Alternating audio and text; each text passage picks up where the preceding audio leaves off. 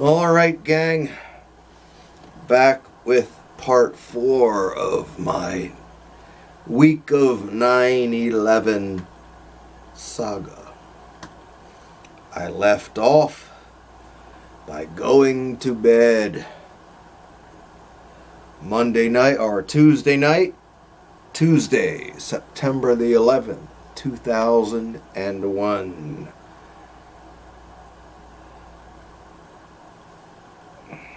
Went to bed about midnight.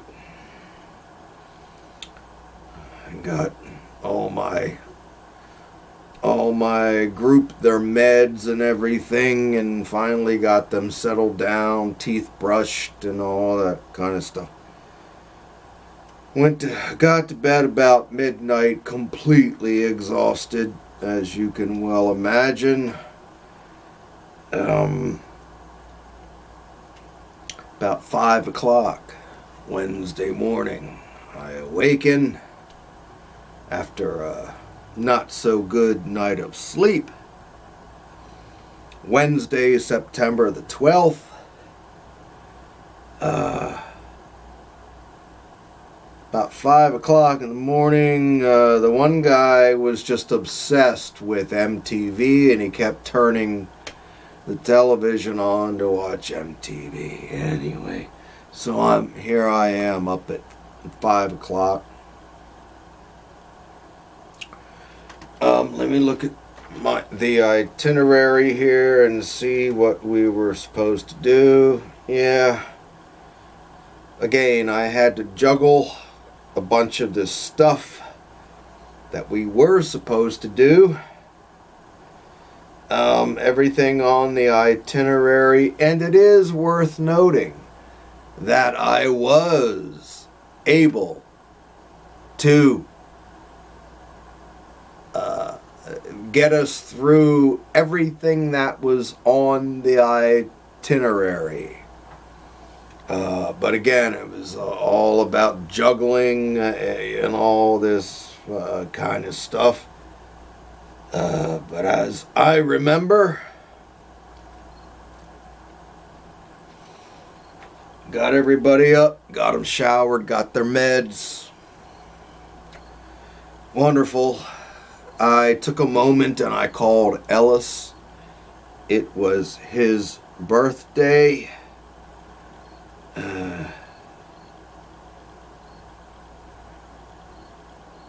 It would have been his 81st birthday, September the 12th. Called him and said, "Happy birthday. God almighty, I wish I was home with you and y'all." Got everybody downstairs for breakfast.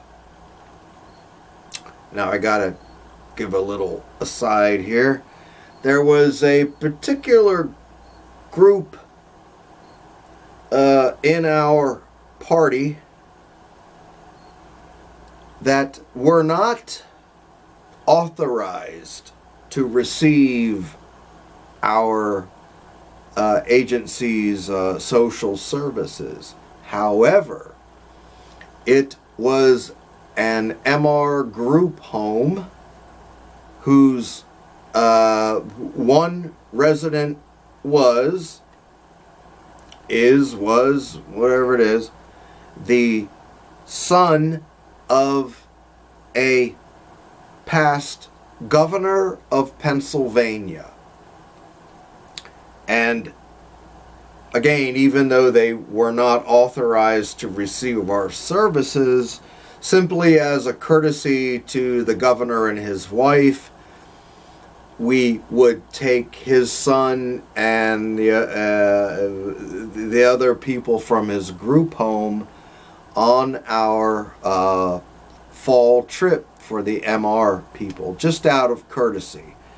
We wouldn't be reciprocated financially from the county or anything like that, but it was just a courtesy.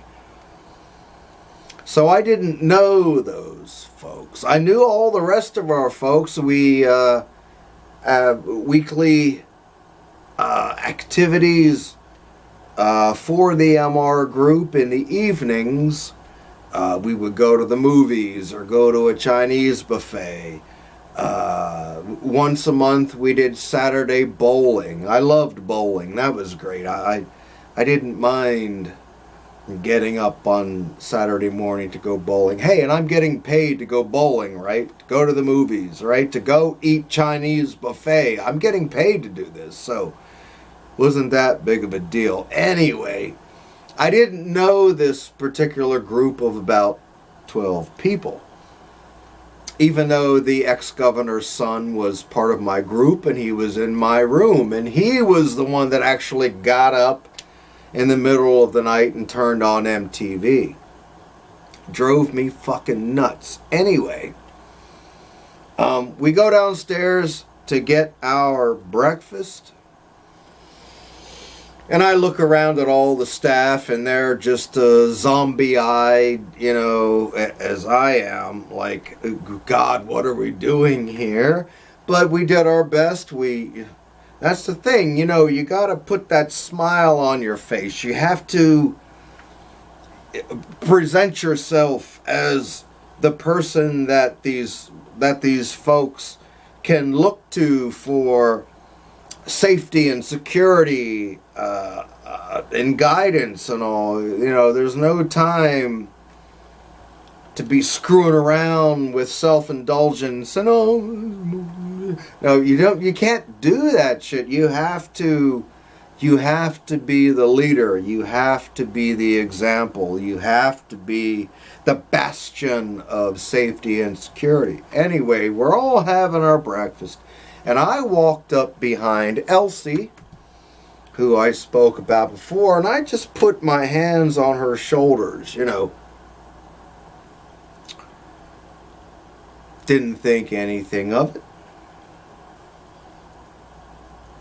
We were due to go to the Rock and Roll Hall of Fame. I had called that morning. They're open. So we're due at the Rock and Roll Hall of Fame at 10:15. But just before we left, Kathy, the executive director, her daughter, whom I told you before was not a member of our staff, but she had come along just to lend a hand with the staffing.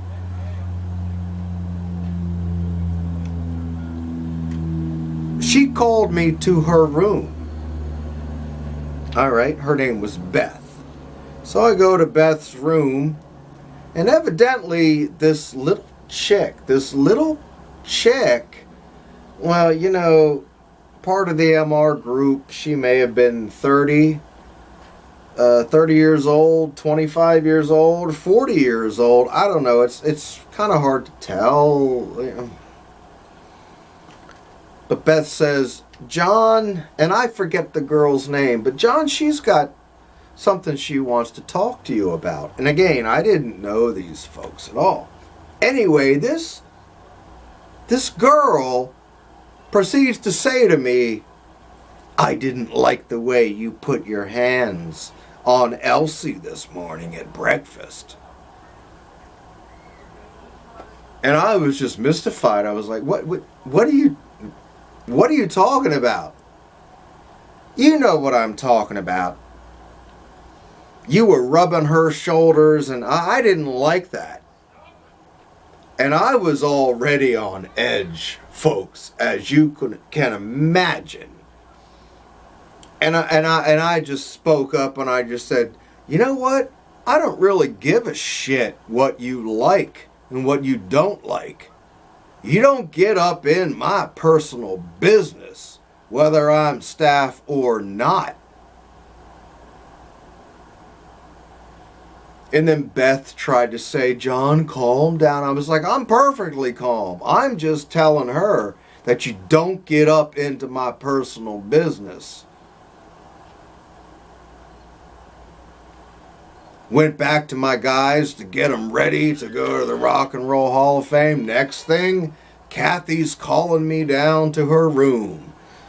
Get down there, and Kathy says, John, Beth told me the way that you spoke to that girl. I forget her fucking name. I don't remember what her name was. but you need to apologize to her. And again, I'm on edge, man. You know, I just, apologize for what, Kathy? Well, John, you know, she's got the intellect of a second grader. I said, Kathy, I don't really give a shit about that. I said, she got up in my personal business. And if you think I'm going to apologize to her, you got another thing coming. Because I'm not. I said, she should be apologizing to me. So Kathy says, John, before this trip is over, you will apologize to her. And I said, oh, no, I won't, Kathy. Wonderful. This is probably, you know what, folks, I don't mean to make this video series into 12 or 14 or 16 or 18 parts, but I'm afraid that's gonna have to be what it is, because there's just so much to cram in, and I don't want to, you know, shortchange the experience, because the entire 5 days experience, every little thing is a link in a chain, and if you know, remove one of those links, the whole thing just kind of crumbles. I don't want to do that, and hopefully y'all got my back on this. I don't want to just skim over anything in this tale. So, next time, in the next video, we're on the way to the Rock and Roll Hall of Fame, and more heavy drama, even heavier than what we just got through. Heavy drama at the Rock and Roll Hall of Fame. John has a near meltdown on the shores of Lake Erie. Thanks for watching. Please stick around, everyone. This is very cathartic for me to tell this tale and put it down for posterity in the form of a video. So again, thanks for watching. See y'all later. Bye-bye.